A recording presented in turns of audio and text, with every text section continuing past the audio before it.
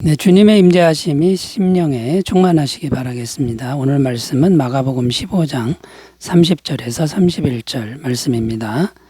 내가 너를 구원하여 십자가에서 내려오라 하고 그와 같이 대제사장들도 서기관들과 함께 희롱하며 서로 말하되 그가 남은 구원하였으되 자기는 구원할 수 없도다. 아멘.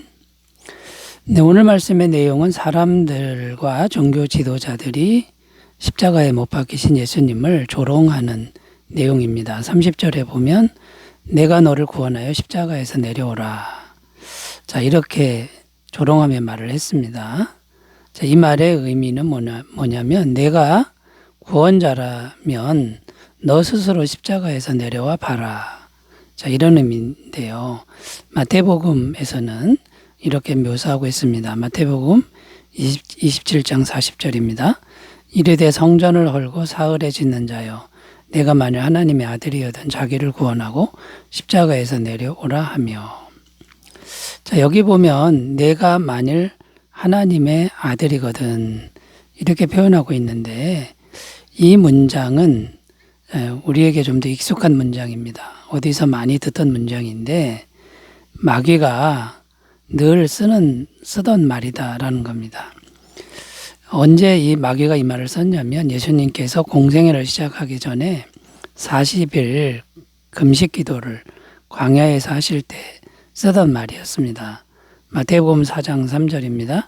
시험하는 자가 예수께 나와서 이르되 내가 만일 하나님의 아들이여든 명하여 이 돌들로 떡덩이가 되게 하라. 자, 무슨 말입니까? 말은 사람들이 지금 하고 있지만 말하는 사람들 뒤에서 마귀가 역사하고 있다는 그런 말씀이 됩니다. 그래서 오늘은 지금 십자가에 달려있는 예수님에게도 마귀의 유혹, 마귀의 역사가 계속되고 있는데요. 이 마귀의 유혹은 언제 어떻게 성도인 우리에게 오는 것일까? 이런 주제로 설정하고 말씀의 은혜를 나눠보도록 하겠습니다. 자, 마귀의 유혹은 언제 어떻게 오는 걸까요? 첫 번째는요, 성도가 죽는 순간까지 멈추지 않고 계속 온다라는 겁니다. 이 마귀의 유혹은 죽는 순간까지 계속 온다라는 것이죠. 지금 마귀가 유혹하는 시점을 보면 언제입니까? 예수님이 육체적으로 가장 약할 때라는 것입니다. 공생애를 시작하기 전에 광야에서 예수님이 40일을 금식하실 때를 생각해 보면 그때도 육체적으로 가장 약할 때였습니다. 자, 그런데 지금 십자가에 못 박혀 있는 이때는 그 광야에서 40일 금식하던 때보다도 더 약할 때라는 겁니다. 죽음의 고통이 계속해서 오고 있는 이때에도 마귀는 집요하게 유혹을 하고 있고 잔인하게 또 치사하게 예수님을 공격하고 있다라는 겁니다. 자, 그렇다면 성도인 우리들에게는 어떻게 마귀가 역사할까요?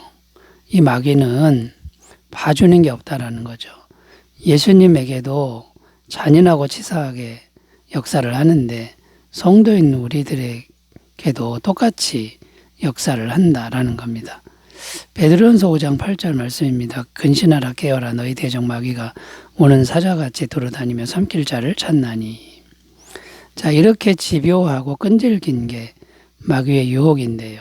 그렇다면 성도인 우리는 평상시에 무엇을 준비해야 하는 걸까요?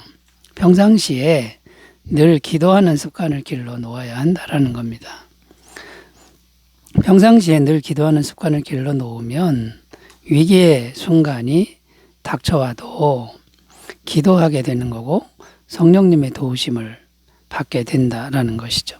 마태복음 26장 41절 시험에 들지 않게 깨어 기도하라 마음에는 원이로되 육신이 약하도다 하시고.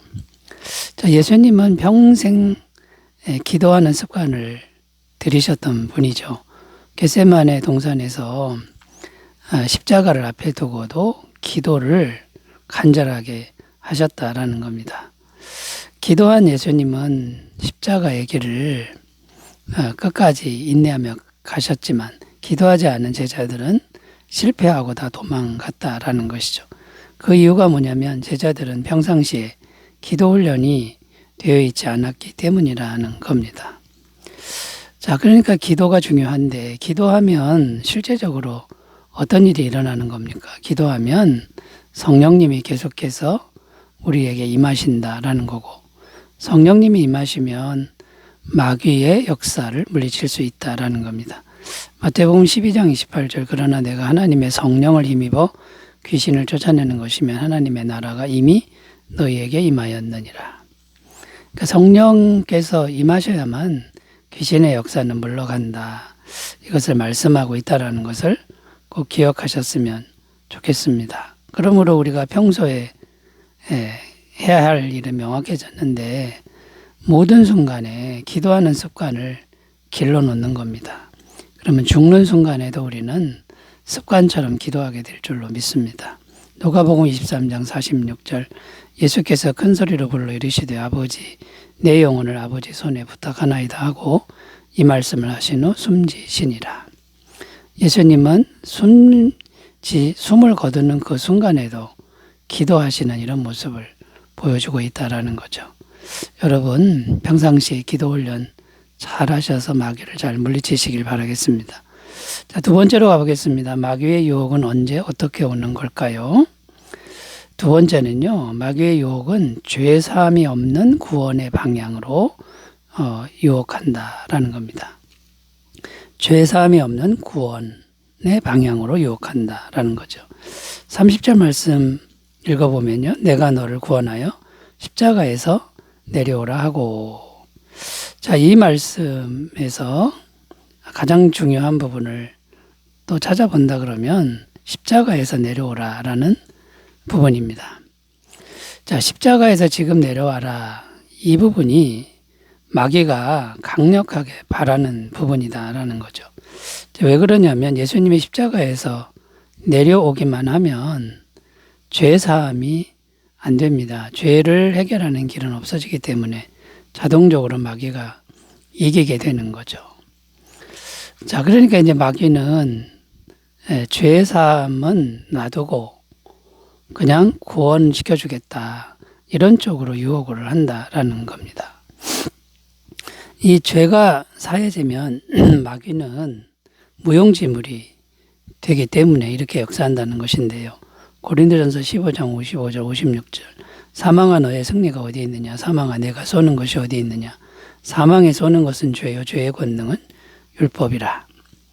자, 그러니까 죄가 없어지면 사망 권세 잡은 마귀도 무용지물 되니까 다른 건 다 줘도 세상에 귀한 것은 다 줘도 죄만 없애지 말아라.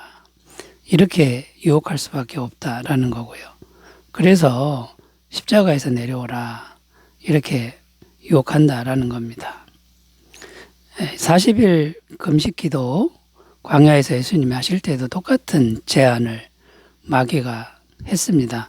마태복음 4장 8절 9절 마귀가 또 그를 데리고 지극히 높은 산으로 가서 천하 만국과 그 영광을 보여 이르되 만일 내게 엎드려 경배하면 이 모든 것을 내게 주리라. 그러니까 십자가에 죽지 말고 절만 한번 해라. 그러면 세상의 모든 걸 다 주겠다. 이렇게 제안을 했다라는 것이죠. 자, 그러면 우리가 이제 이 죄 사함이 없는 구원 이쪽 방향으로 가면 안 되는데요. 오직 성도의 목표는 죄 사함의 은혜를 목표로 설정하고 가야 된다. 그러려면 죄 사함의 목표를 위해서는 세상에 귀한 것을 언제든지 버릴 줄 아는 믿음을 길러야 한다라는 겁니다. 야고보서 4장 4절 가늠한 여인들아 세상과 벗된 것이 하나님과 원수됨을 알지 못하느냐. 그런즉 누구든지 세상과 벗이 되고자 하는 자는 스스로 하나님과 원수되는 것이니라. 여러분 세상 것을 가까이 하면 할수록 죄를 질 수밖에 없습니다. 이 죄를 자꾸 가까이 하는 것은 마귀의 노예가 되는 것이라는 거죠. 우리는 세상 걸 버리고 죄사함의 길로 나아가셨으면 좋겠습니다.